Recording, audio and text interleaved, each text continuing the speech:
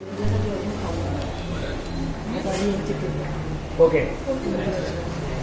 इधर देखो, तो सामने बैठे थोड़े से इधर हो जाओ अगर आपको नहीं दिख रहा है तो।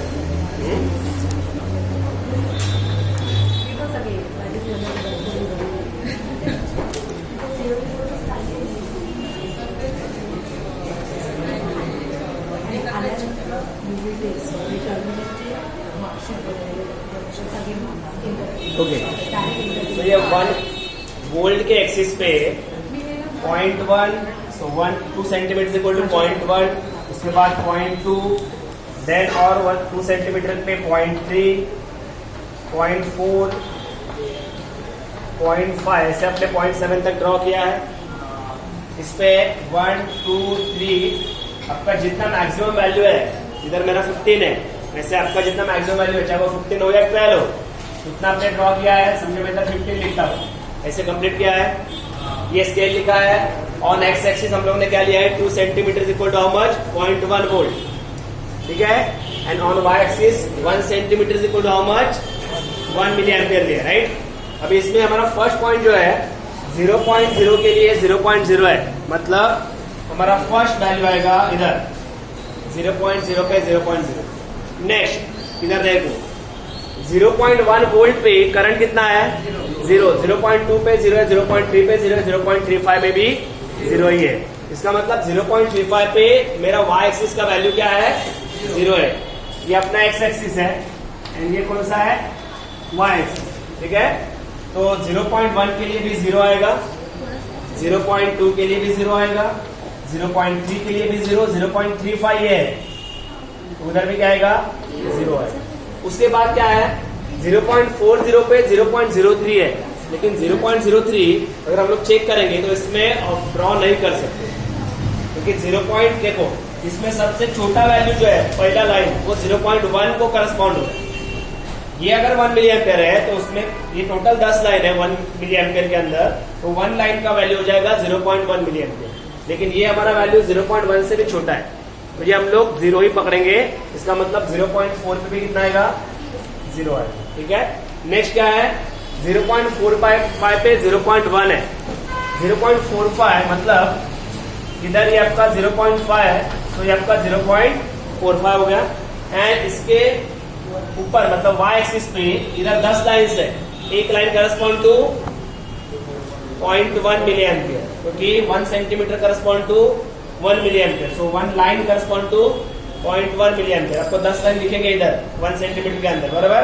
तो 0.45 पे 0.1 है, वो 1 नहीं है, 0.1 है। तो इसका मतलब इधर से ऊपर एक लाइन इधर, ये आपका 0.1 हो जाएगा, मतलब इधर ये आपका 0 है, ये सिंगल लाइन 0.1 है, तो 0.45 पे मेरा कितना आया, 0.1 आ गया। उसके बाद 0.5 पे 0.50 मतलब 0.5 वैल्यू कितना है, 0.3 मतलब नीचे से कितना ऊपर लाइन, 3 लाइन, लेकिन इधर 0.5 पे, सो 1, 2, 3, तो थर्ड नंबर आपका ये आएगा 0.3 का वैल्यू। उसके बाद क्या लिखा है, 0.55 पे 0.82, 0.55 किधर आएगा, 0.5 के बाद 1 सेंटीमीटर आपका 0.55 है, उसके बाद 1 सेंटीमीटर 0.6 है, राइट ना।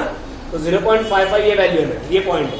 उस पे 0.55 पे 0.82, अभी जो नेक्स्ट है 2 वो हम लोग शो नहीं कर सकते, तो उसको क्या पकड़ना है, 0.8 ही पकड़ना है। 0.8 मतलब 1 अभी भी कंप्लीट नहीं है, 1 सेंटीमीटर के अंदर, तो 1 सेंटीमीटर के अंदर मतलब इधर से 8 लाइन, मतलब 1 से नीचे 2 लाइन, तो 0.55 पे समझो ये 1 सेंटीमीटर इधर कंप्लीट हो रहा है, तो इसके नीचे 2 लाइन, मतलब ये पॉइंट ये आपका हो जाएगा 0.8 का। अंडरस्टूड, समझता है, ठीक है। उसके बाद 0.60 पे कितना है, 2.50, ये राउंड अप ही है, 0.6 ये है, 2.50 अभी वो 2 सेंटीमीटर के आगे ही जाएगा। ये 2 है, ये 3 है, उसके इन बिटवीन वो 5 नंबर का लाइन आपको दिखेगा, मार्किंग है आपके ग्राफ पेज पे, तो 1, 2, 3, 4, 5 दैट इज योर 2.5। तो इधर समझो ये 1 है, ये 2 है, ये 2.5 पे जस्ट रेफरेंस लाइन ले रहा हूं मैं, लेकिन वो 0.6 पे, तो मुझे इधर मिलेगा 2.5, इधर 0.6 पे। उसके बाद 0.65 पे कितना मिल रहा है, 7, 0.65 मतलब ये 1 सेंटीमीटर आगे, उधर ये वैल्यू अगर आपका ये 3 है, ये 4 है, 0.567, तो 7 का करस्पॉन्डिंग 0.65 पे, तो समझो ये मेरा पॉइंट आ गया 0.65 के लिए 7 मिली एम्पियर, 0.65 के लिए 7 मिली एम्पियर। उसके बाद कौन सा है 0.66 पे 9.01, मतलब ऑलमोस्ट 9, तो 66। अभी ये इंपॉर्टेंट पॉइंट है, ये जो 4 पॉइंट अभी इंपॉर्टेंट है। अभी ये 0.6 है, ये 0.65 है, और उसके आगे अगर जाएंगे तो 0.7। अभी ये जो मेरा पॉइंट है 0.66 है, 0.7 नहीं है, तो ये मेरा 0.65 है, एंड ये मेरा अगर 0.7 है, तो इसके आगे में 2 लाइन जाता हूं तो वो मेरा 0.66 हो जाएगा। उसके और 2 आगे लाइन जाता हूं तो 0.67 हो जाएगा। समझ में आ रहा है? तो मुझे अगर 0.66 चाहिए तो मैं 65 से कितने लाइन आगे जाऊंगा, 2 लाइन आगे जाऊंगा, क्योंकि मैंने अगर 2 सेंटीमीटर को 0.1 माना है तो मेरे 2 लाइन के बाद वो 0.01 आएगा, और 2 लाइन के बाद 0.02, और 2 लाइन के बाद 0.03, ऐसे इधर 0.09 आएगा 2 लाइन पहले, एंड इधर कितना हो जाएगा 0.1। सिमिलरली ये 0.6 है, 0.6 के बाद 2 लाइन 0.61, उसके बाद और 2 लाइन आगे 0.62, ऐसे इधर तक 0.65, 0.65 के आगे 2 लाइन 0.66, और 2 लाइन आगे 67, और 2 लाइन आगे 68 एंड सो ऑन। तो मेरा अगर 66 है तो मुझे 65 के बाद 2 लाइन चेक करना पड़ेगा। करस्पॉन्डिंग करंट कितना है 9, तो 65 के बाद 2 लाइन, एंड इधर समझो ये 7 आ गया, ये 8, ये 9, तो करस्पॉन्डिंग 9 का जो वैल्यू है 66 के लाइन में ऊपर, समझो वो इधर आ रहा है।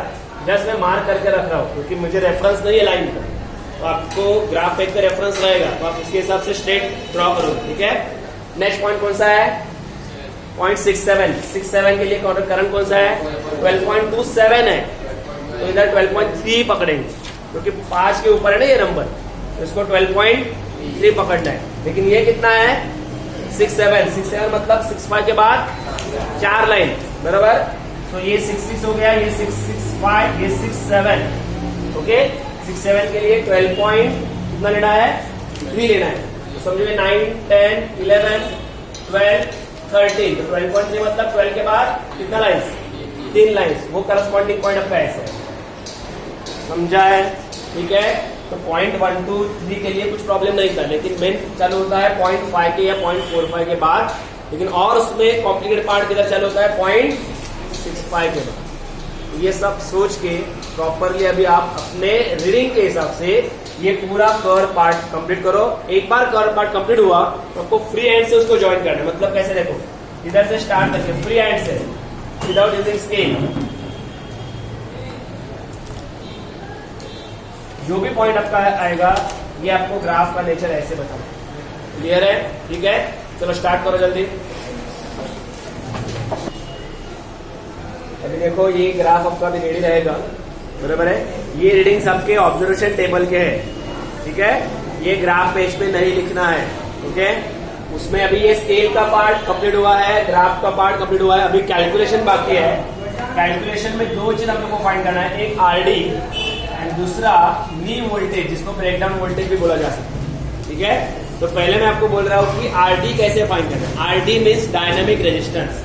Dynamic resistance means change in voltage with respect to change in current, ठीक है। अभी हमारा वोल्ट जो है V, वो कौन से एक्सिस पे है, Y के एक्स एक्सिस पे है। V ये टर्म Y एक्सिस पे कि X एक्सिस पे, X एक्सिस पे, ठीक है। I टर्म Y एक्सिस पे। तो अगर मैं स्लोप का फॉर्मूला यूज करता हूँ, स्लोप का फॉर्मूला क्या होता है Y term divide by X term. तो अगर मैं स्लोप का फॉर्मूला यूज करूंगा तो मुझे क्या मिलेगा, करंट अपॉन वोल्टेज मिलेगा। लेकिन मुझे स्लोप नहीं चाहिए, मुझे चाहिए रेजिस्टेंस। उसके लिए क्या करना पड़ेगा, वोल्टेज अपॉन करंट करना पड़ेगा। तो स्लोप का फॉर्मूला जो होता है y2 minus y1 divide by x2 minus x1, उसको इनवर्स करना पड़ेगा। तो ये हो जाएगा आपका 1 upon slope which is equal to what, x2 minus x1 divide by y2 minus y1। लेकिन y का जो एक्सिस है उसमें हम लोग ने मिली एम्पियर यूनिट रखा है, और अगर मुझे रेजिस्टेंस ओम में चाहिए, मतलब ऐसा यूनिट में चाहिए, तो मिली एम्पियर को एम्पियर में कन्वर्ट करना पड़ेगा। Milli ampere to ampere convert करने के लिए इससे मल्टीप्लाई करना पड़ेगा 10⁻⁴ तो y के टर्म को मैं मल्टीप्लाई कर देता हूँ 10⁻³ से। अभी x1 y1 x2 y2 किधर से मिलेंगे? ये जो आपका ग्राफ का नेचर है, जिधर से स्ट्रेट लाइन चालू हुआ है, मतलब ऑलमोस्ट दिस पॉइंट से, इस पॉइंट से लेके एंड के पॉइंट तक कोई भी 2 पॉइंट, ये पॉइंट छोड़ के कोई भी 2 पॉइंट आपको नोट डाउन करना है और उसके कोऑर्डिनेट लिखना है। समझो मेरे ग्राफ में अभी ये पॉइंट मैंने सिलेक्ट कर लिया, ठीक है, और उसका करस्पॉन्डिंग जो करंट का वैल्यू है, मतलब एक्स एक्सिस का वैल्यू, वो भी नोट डाउन करना है। तो इसका वैल्यू समझो इधर 0.6261 मिल रहा है। इसके बाद 2 लाइन एवरेज ले रहा हूं मैं, ठीक है, एंड करस्पॉन्डिंग करंट का वैल्यू समझो 2.8 मिल रहा है। So we can write here 2.8। लेकिन ये अभी इन बिटवीन वैल्यूज है, आप जितना राउंड अप वैल्यू ले सकते हो उतना अच्छा है। जैसे कि 0.60, 2.8 की जगह 3.0, तो वो कौन सा पॉइंट मिलता है वो आपको देखना है कि जिसके कोऑर्डिनेट आप इजीली लिख सकते हो, ठीक है। ये हो गया एक पॉइंट। वैसे ही दूसरा एक पॉइंट सिलेक्ट करना है जिसके कोऑर्डिनेट आपको एक्स एंड वाई करस्पॉन्डिंग लिखना है।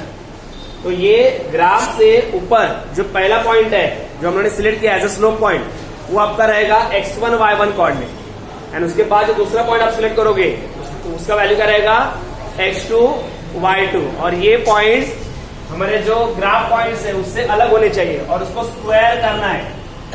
स्लोप पॉइंट को क्या करना है? स्क्वायर। सो मैं जस्ट एग्जांपल के लिए इधर इस पॉइंट का वैल्यू लिख रहा हूं।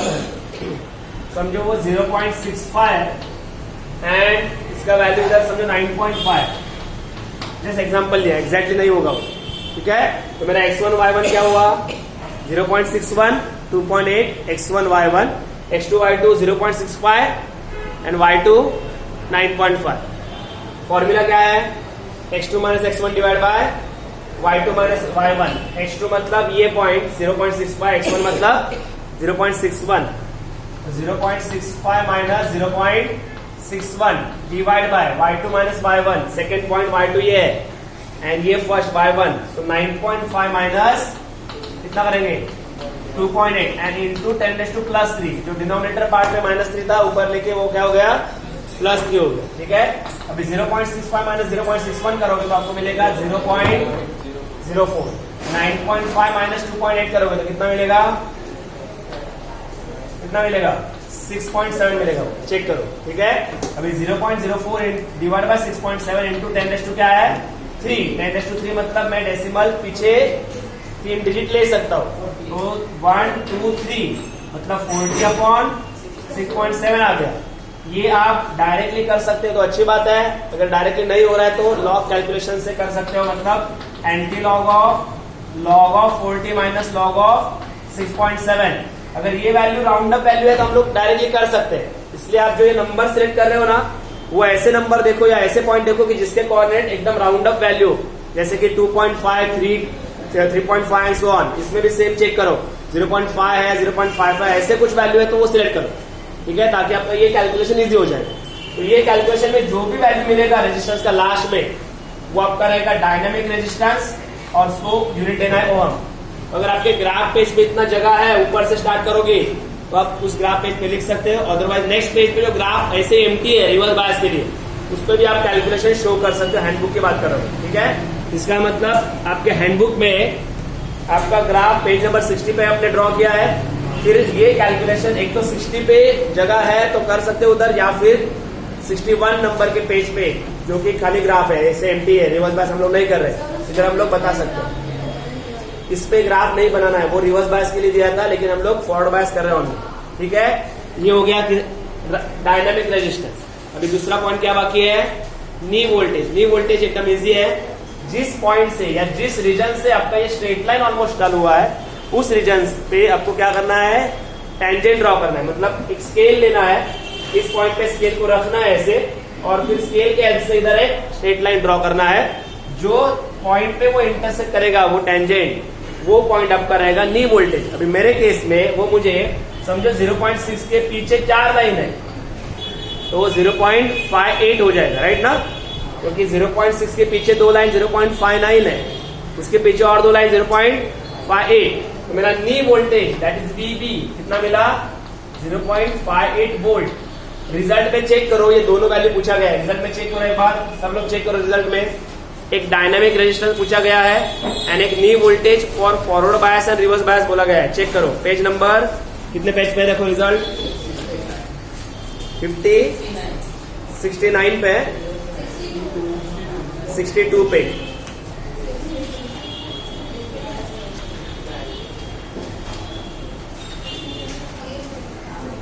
देखो क्या बोला है रिजल्ट में, पहले बोला है नी voltage VB for forward bias, उधर आपका ये वैल्यू आएगा।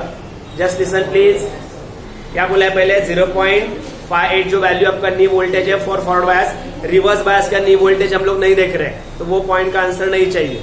नेक्स्ट सेकंड पॉइंट है RD क्या है, डायनामिक रेजिस्टेंस, जो कि रेजिस्टेंस आपको जो मिलेगा ना वो उधर लिखना है।